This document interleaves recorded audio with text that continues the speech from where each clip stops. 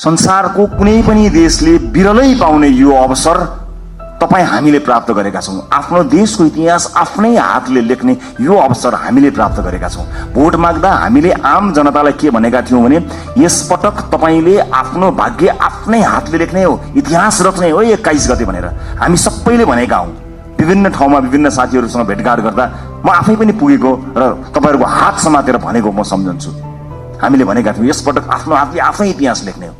आज म तपाईँलाई यो हलभित्र भनिरहेको छु, साथी हो, यो देशको भविष्य कस्तो लेख्ने तपाईँको हातमा छ, मात्र तपाईँको हातमा छ, अरू कसैको हातमा छैन। जनताले दिए तपाईँलाई, ल लेखा हाम्रो भविष्य, ल रोका हाम्रा छोराछोरीलाई विदेश जानबाट, ल सृजना गर रोजगारी, ल बनाऊ बाटोघाटो, ल पुर्याऊ बिजुली, देऊ शिक्षा, देऊ स्वास्थ्य। जनताले आफ्नो गर्ने काम गरे, तपाईँको काँधमा आएको छ।